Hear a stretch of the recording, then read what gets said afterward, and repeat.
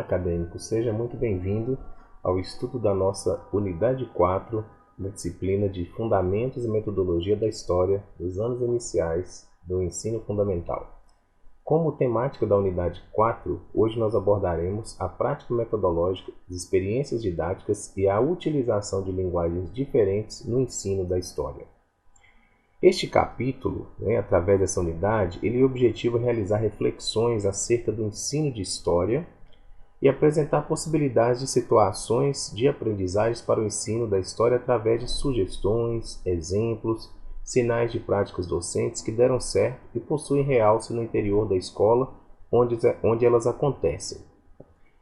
Então, o que acontece? A partir daqui, nós vamos perceber que dentro de um processo de ensino e aprendizagem na disciplina de História, para os anos iniciais do ensino fundamental, com os alunos ali de 6 a 10 anos, 11 anos de idade, nós precisamos utilizar experiências didáticas que possam nos remeter à análise de diferentes formas de se ensinar a história. Então aqui, por exemplo, nós temos aqui toda uma visão cultural e também uma visão mística através dessas duas imagens que nós temos projetadas aqui. A visão cultural são festas, por exemplo, como o carnaval, lá em Recife, onde nós temos a caracterização dos bonecos, os bonecos de Olinda, aqueles bonecos numa dimensão bem grande, e isso tem uma representatividade. Então é uma forma de ensinar um aluno. A partir daí você pode utilizar reprodução, você pode propor a construção desses bonecos, de maneira que possa se criar aí também um contexto, levar essa festa para a escola, como forma de fazer com que os alunos possam vivenciar essa cultura, que é uma cultura do Nordeste, muitas vezes ele aqui em Minas Gerais, ele pode fazer aí essa experiência.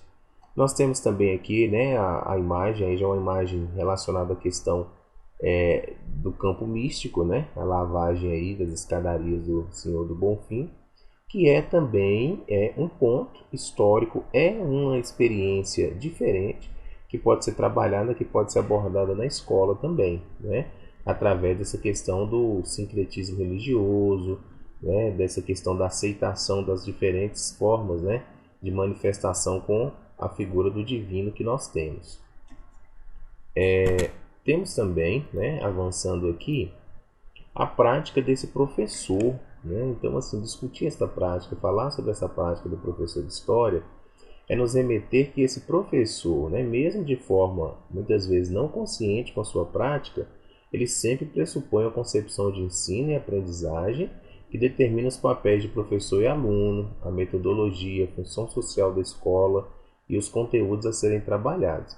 Então, um professor ele precisa ter aí uma consciência política do seu trabalho enquanto educador.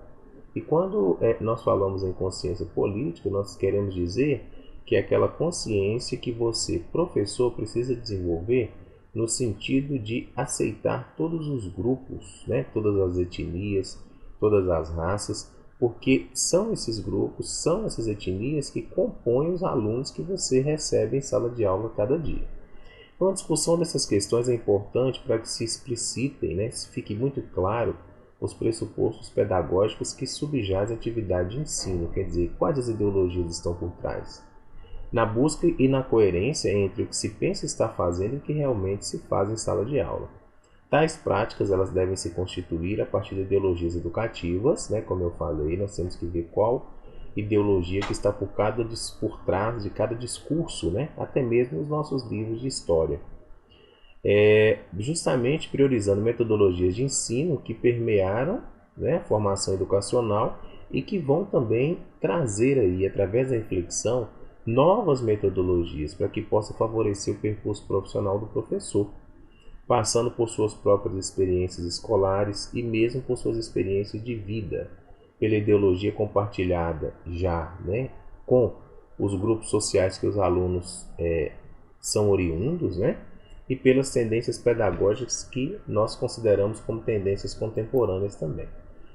Citamos aqui, trazemos aqui para a baila, para a discussão, algumas alternativas e possibilidades dentro desse processo do trabalho com o ensino da história na sala de aula. Primeiro, né, nós citamos aqui sete perspectivas. A primeira delas, identificar preconceitos e estereótipos presentes na escola, né, e aí dá uma condição de trabalhar, né, com várias situações aí, a questão do negro, a questão do próprio branco em si, né, a questão das classes menos favorecidas, né, tudo isso nos remete muitas vezes a preconceitos, né, e aí a gente precisa estar atento como uma possibilidade de trabalho, de um trabalho reflexivo no campo da história. Segundo, revisão do sistema de ensino e aprendizagem, tais como currículo, livros e materiais didáticos, que apresentavam tendência à folclorização da cultura negra com a veiculação de teorias racistas. Isso aí nós vamos superar muito isso nesse campo do racismo, principalmente também dentro dos nossos livros didáticos. Depois vocês, por gentileza, né, vocês podem pegar algum livro didático como exemplo, que trabalha a história aí nos anos iniciais do ensino fundamental, e deem uma olhada, né? Livros mais antigos com livros de hoje. Como que esses livros trataram o negro, né? Dentro desse ensino e aprendizagem de história. Depois nós temos também promoções de ações afirmativas, garantindo o direito de acesso à educação, como também a permanência e o êxito dos educandos, né? Ou educandos de diferentes pertencimentos étnico-raciais e níveis socioeconômicos. Também, né, pode acontecer aí, você pode proporcionar na sala de aula realização de debates, seminários temáticos sobre preconceito e discriminação racial presentes na sociedade brasileira. Trabalhar com as manifestações e atos públicos de combate ao racismo, projetos educacionais que reconheçam e valorizem a cultura negra, que a gente não deixa a cultura negra muitas vezes só relegada ao dia 20 de novembro, né, que é considerado o Dia da Consciência Negra. Que os estudos sobre a questão dos negros eles sejam pautados durante todo o ano letivo. Uma ênfase também, é importante dar uma ênfase, né, no processo de resistência negra, promovendo a recontagem da história em sua dimensão conflitiva. Olha que interessante. A história dos diversos quilombos espalhados pelo país, as revoltas organizadas pelos negros, né, no Haiti, a revolta dos Búzios, da Chibata, dos Malês. Então é muito importante, né, essa questão aí, trabalhar sobre o racismo, percebendo a figura do negro ao longo do tempo na nossa cultura brasileira. Centralidade da cultura, a dança, a música, a religião, a arte, os ritos, as tradições e as festas do povo negro, peculiaridades da ancestralidade africana, devem estar excluídas nos currículos e programas escolares, pois garantem a identidade do educando. É um fato interessante, né? E aí a gente deixa como sugestão pensar, né, de trabalhar com os alunos que em países, né, africanos, principalmente, nós tivemos reis também, rainhas negros, né? Então é importante passar essa versão, que não existiram e não existem apenas reis e rainhas brancos, mas tem também os reis e rainhas negros, né? As diferentes identidades, considerar as singularidades e as pluralidades existentes entre os diferentes sujeitos presentes no cotidiano escolar, compreendendo na prática pedagógica que todas as identidades se constroem e se manifestam ao longo de um processo social de formação humana.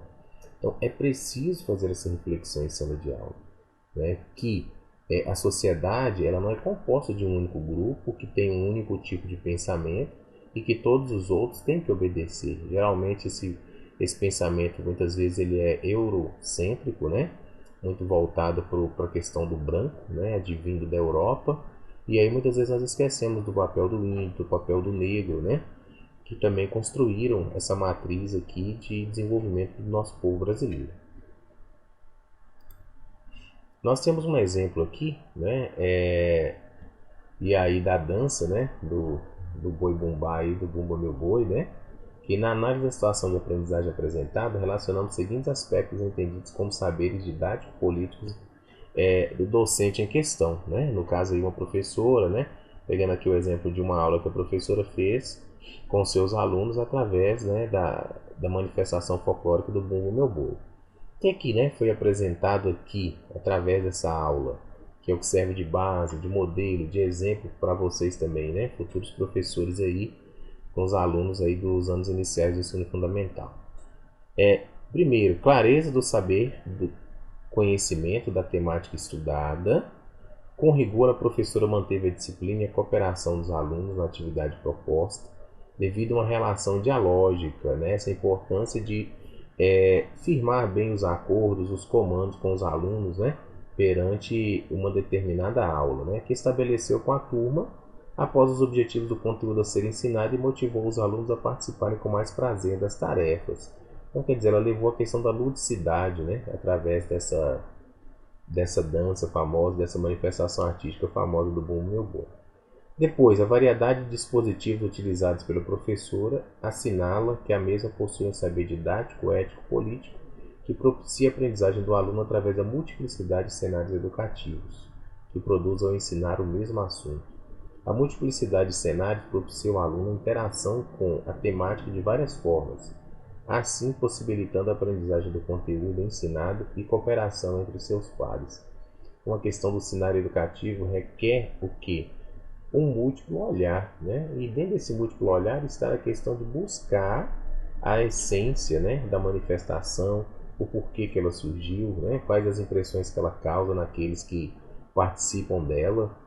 E observamos que a relação entre os alunos ela foi solidária durante a realização das atividades, não pela presença do pesquisador, mas sobretudo pela capacidade comunicativa da professora com os alunos durante as atividades. E essa capacidade, né, vocês enquanto professores aí da disciplina de História no Ensino Fundamental dos anos iniciais, vocês precisam desenvolver, né? A comunicação ela é um ponto extremamente forte. Paulo Freire já dizia, né, a fala do educador é seu instrumento de luta. E nós precisamos utilizar muito bem a fala para nos comunicarmos e nos comunicarmos bem com os nossos alunos. Muito obrigado, até a próxima.